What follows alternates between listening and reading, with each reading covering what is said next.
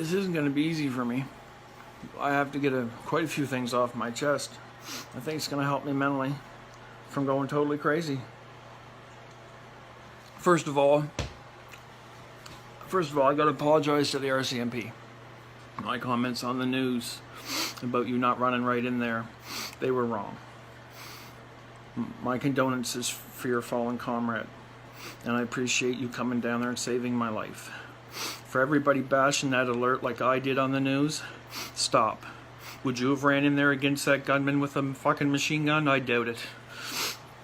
To the people in the mental health that come to get me the other day when I made the scene on Facebook, I'm tremendously sorry. I know you only meant to help. I didn't want to go. I just wanted to go. I just wanted to be left alone. I'm not suing you. I apologize. Now for what I really have to get off my chest. I've been severely mentally ill for years. Severely mentally ill. Anxiety, everything you can imagine. In the mid-90s, my grandfather took a malicious charge from the Truro Police Force. Destroyed my family's life. My mother tried to kill herself so many times I lost count. My aunt lost her job at the Daily News. They misprinted something on my grandfather when she worked there. She misprinted something, and he sued them, so they fired her or something. If that wasn't bad enough, being tortured by all that hell, he died suing them. We never got $1. Millions of dollars he was suing them for. That's my grandfather. This is on election 79. This is a copy of newspaper. That's my grandfather with Brian Mulrooney and his friend Joe Regan. Joe Regan took the sexual charge the same time my grandfather did. I can't remember how many times we took a trip down to Halifax to support Joe Regan in court. Me and my grandfather were on the CTV News on the grand staircase of the courthouse, giving our condolences and extending our, sympathy for the pure hell that man went through. If all this wasn't bad enough to traumatize me to the empty shell I am pretty much today, to function every day, I gotta take pills and everything else. I've been in and out of mental health so many times I lost count. I've seen so many doctors. I lost count. No word of a lie. So we went through all my grandfather's bullshit he died suing. If that wasn't bad enough going through that hell, the girl I was with at the time, my fiancée girlfriend, we made a lot of mistakes through our relationship. I was young and stupid. We had an abortion. More mine say than hers. I don't really think she wanted to have the abortion, but we were young and in school, and I think she wanted to go to college and everything else, and I didn't really want to be weighed down by a kid either. We had the abortion. If that wasn't bad enough, somebody told me she was cheating on me. I'm going through all my mental health with my grandfather. I'm smashing so many cars and vehicles all the time. I'm just going crazy. I've asked so many friends for help. They tried. For all the friendships that I've hurt and crushed because of what I've gone through this hell, I apologize. You're still my friends. I love you all. Back to the relationship. So I cheated on one of her friends. And I told her to put it in her face so that I wouldn't feel so bad for what I heard her cheating on me. So I rocked the relationship horribly. We tried, to carry on for a while. It wasn't easy. And especially with I was so mentally ill at the time, I never even really realized it. Even though I was getting mental help and stuff and seeing doctors, going crazy. I broke up with her. Yeah, I broke up with her. Next thing I know, she's going out with a Truro police officer. And I'm fucking dead serious. This guy tortured my fucking life. This guy threatened to kill me. This guy tried to run me, my brother, and my cousin off the fucking highway. This guy would circle my mother's house. Witnesses? Wow. How many do you want? You know? Circling my mother's house, giving me the fingers with my neighbors standing watching? You're stupid. If that wasn't bad enough, June 28th, 2002, I was driving down Prince Street in Truro, and there was a guy, if you're familiar with Truro, it's a 2-lane street. He was driving in the middle in the yellow line, so I yelled out the window, "Hey man, come on, move over." Tooted the horn. Well, he must have called the police or something. Next thing I know, the police are pulling me over. Police are pulling me over, and they're, "Can we have your information? Can we have your vehicle information?" Sure, my truck's legal. Here's my insurance card. Threw it on the ground, told me to get out and pick it up. Get out, pick that up. Wow, took my seatbelt off, get out, picked it up. They kicked the shit right out of me. Slammed my face off my hood of my truck, beat shit at me. Put the cuffs on so bad, I lost some sensation in that pinky finger that I kind of can't straighten out. I asked for help for years, seen the doctors. I don't know if they didn't believe me, thought I was crazy or what. You know, pure hell. That's after that police beating, you know. I was in the back of the police car, going to the jail cell, screaming and yelling. My neighbors heard me screaming on the police scanner and went over and got my mother. My mother come down to the Truro police station. Next thing I know, the cell door opens. I'm standing there in boxer shorts, soaked in bruises. And my mother's with one of her friends that she knew, that's a police officer, a very nice gentleman. I've got the most respect for you. You know who you are. You've helped me out a couple times. You can go, no charges. I shut the door, said go get a lawyer, I just want to sue. My mother freaked out, started bawling and crying and pleading with me to come home. All right, Mom, I'm coming. But you got it. Yeah, she took me home. She took all these pictures of me, of the beating.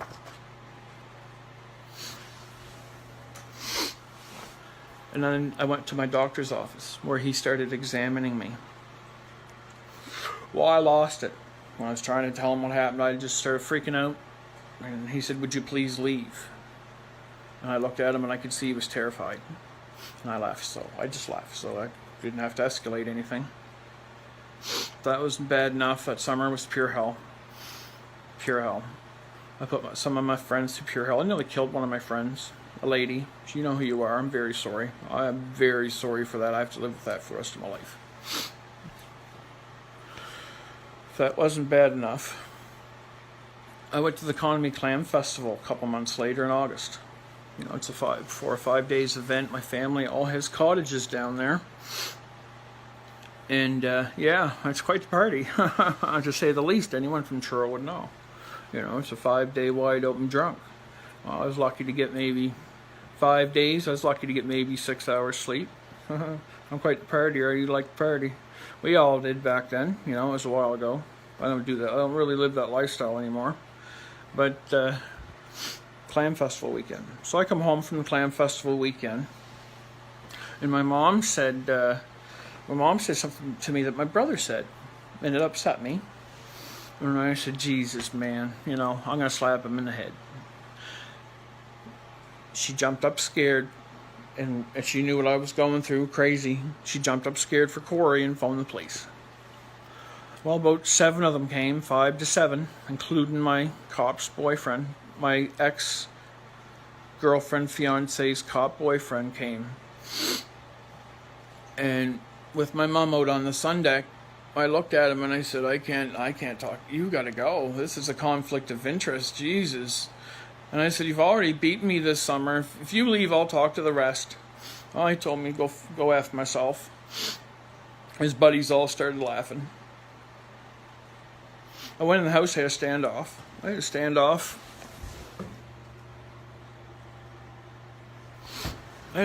For 5 hours, scared, because I didn't want to take another beating. Because I've been traumatized by the Truro police so bad over the years. 5 hours later, I was exhausted. I said, to fucking hell with it, I'm giving up. So I told him I was going to come out and just give up. And so I come out and gave myself up. I'm laying face down on the ground. I'm going to try to demonstrate this to you so you can see how severe it was. As I'm laying face down on the ground, cuffed, he come up from behind me and started punching me in the head. And my head's hitting the ground like this. And as I'm rolling over, getting punched in the head like that, it nearly knocks me out. I'm in so much fucking pain. His buddies are all standing there fucking laughing. Nearly knocks me out. Then this great big cop comes over. This great big guy. I never knew him. Must have been a summer cop or a new cop. He was a tower. Grabbed me by my throat with both hands, lifted me up off the ground, and threw me in the back of the police van.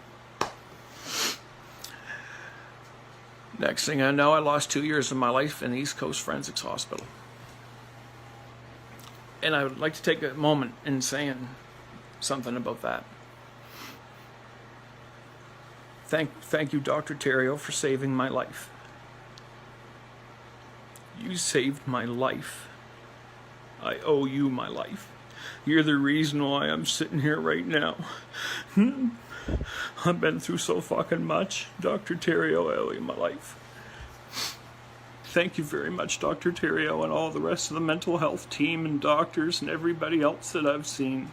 Thank you very much.